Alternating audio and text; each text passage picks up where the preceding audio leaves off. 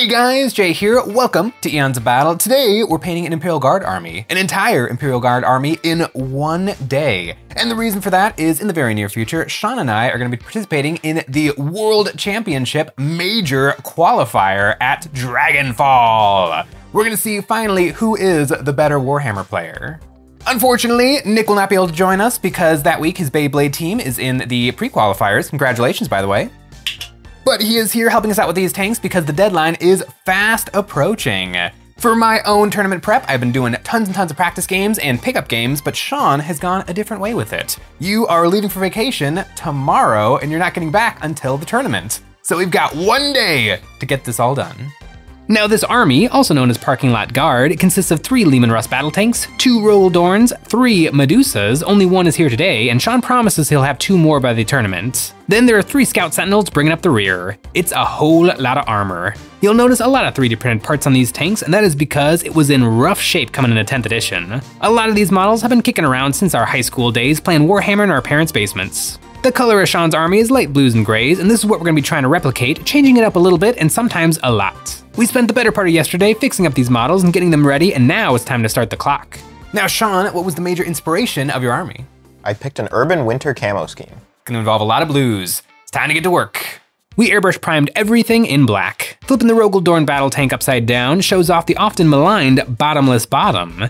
This became an absolute meme a few years back, but it's not the first offender. The Primaris Invader ATV from 2017 also has no bottom, and you can even see the dent for the Space Marine's butt.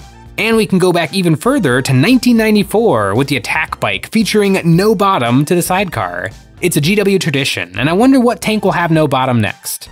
While we were priming, I can show off an airbrush pro tip. The fastest way I have found to flush out paint from an airbrush is to take a tattoo bottle of water and shoot this into the cup to flush out the extra paint while holding the trigger down to push water through the brush until it's clean. I can get this operation done in about 5 seconds. We decided to start on the Russes. We gave them a heavy zenithal of a light blue-gray, which was an almost perfect match to our work paper, then a little highlighting with a little bit of white paint. Now for the camo. To do this, we took some silly putty and made it into little worms and then laid them down over the tank to protect the light blue from what comes next, dark blue. We sprayed this slowly and carefully so that it went on dry and didn't drip down into the silly putty.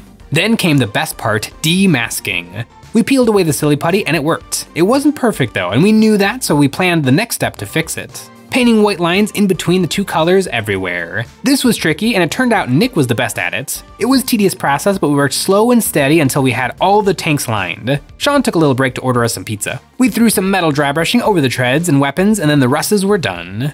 We finished the 3 Leman Russes in 3 hours, 1 hour per Russ, which is pretty darn good, but then we took an hour-long break to watch YouTube and eat pizza, so now we all need a nap. Which is perfect, because now we're moving on to the next thing.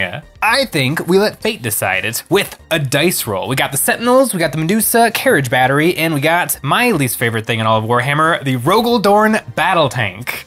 On a 1 or a 2, we'll do the Sentinels. On a 3 or 4, we'll do the Medusa. And on our 5 and a 6, we'll do the Dorns. And we're rolling on our brand new EOB dice. This one right here is a J dice. I would roll a Nick dice, but I want the roll to go well. Actually, I want to roll low, so I'm rolling my own dice. 6 Dorns! All right. Let's just take a nap. For the Dorns, we decided to paint them completely differently. These didn't get a cool factory paint job, but were instead messily painted white during the battle. We blasted them with a mid-tone gray, and then a dry brushed the bejesus out of them with white paint.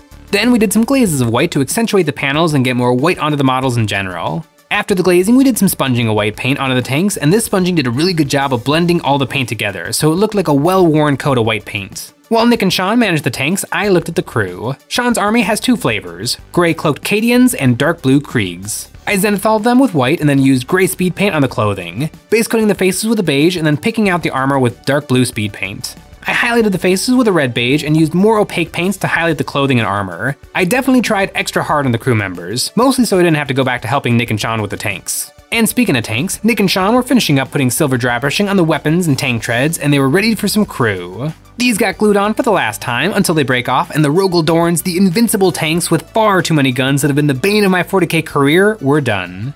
It's tabletop time.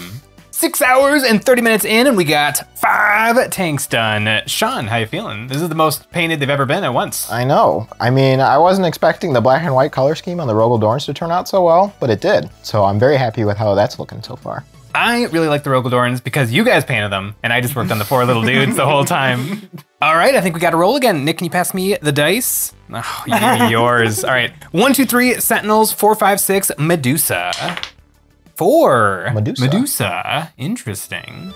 The Medusa Carriage Battery is a Forge-World model designed during the Bad Ab campaign. Now in 10th edition, it's sneakily the cheapest way to bring a bunch of indirect fire into lists. This tank got a Zenithal of a dark blue and then a light blue from above, then some gunmetal on the wheels. After that, I mixed up a light gray and dry brushed the whole model, highlighting all the little edges of the gun. And to add a little saturation, I did a sponging of red, brown, rusty paint chips. This is another different snowy scheme, like each different vehicle came from a different place and all got repainted for the current snowy battle. I did some sponging of silver on the wheels and then glued it all together. The only thing left was the shell. I picked it out with some silver, gold, and black, and on the side of the shell I wrote, "Die Nick," Sean's catchphrase when he plays against Nick's Blue Orcs. And you know what else loves Blue Orcs? That's right, our website. EonsOfBattle.com is the place to find our merch like our new Nick and Jay dice and the best way to support us doing what we do with a membership. Each month, members get a credit that they can use on our new monthly terrain pack or any previous pack we have ever made. For the month of October, we have expanded on our orc terrain with the Orc Rocket Factory. Fill your game boards with ramshackle walls and a grisly gate with an explosive flare. Man the battlements of an orc weapons workshop absolutely dripping with bombs, rockets, and pointy missiles.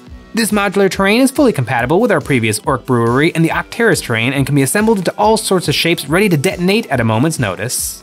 Well, that took 20 minutes. Only one Medusa though, you have 2 more in the list, but you've promised by October to buy 2 more very expensive Forge-World Medusas, right? Anyway, now it is 1, 2, 3 for the Sentinels and 4, 5, 6 for the Sentinels. So let us see what we get. It's a 5, I mean Sentinels.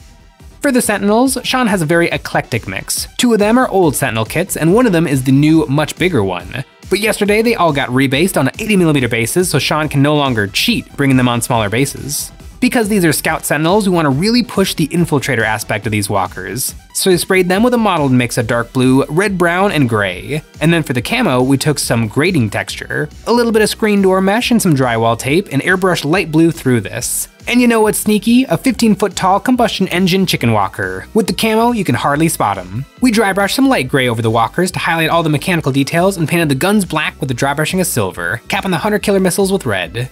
Now, none of the other tanks have bases, but the Sentinels do, so we dry brushed a little dark gray over the sand and rubble bits, and then we broke out the snow. My favorite snow is Army Painter snow mixed with matte medium. We put this in lumpy piles over the bases, which helps a lot to add context to the winter camo. Then we painted the rims of the bases black, and we were looking all done. 8 hours, 10 minutes, and 18 seconds. We made a big ol' mess, but we got all of the models painted. Every model that is in your Imperial Guard tournament list. Although, you own way more than this. Yes. But now that you have so much practice and experience, you can take that onto your other models, maybe even the Baneblade. Yeah. She's doing great. Now that you finally got everything all built and painted, you can start doing some real practice for the tournament. Are you gonna be taking this army to Italy? I hear the Italians are really good at Warhammer. I'm not. 3 painters painting for 8 hours plus a little pizza break. We got a ton of Warhammer all painted up. It's like these models have been unpainted and in this basement. Yes. It's taken trips to each of our basements for separate periods of time. For many years. But they're all Dunyan rings. And so yeah, I'm selling him my Sentinels, so we gotta go negotiate a price. Thanks for watching.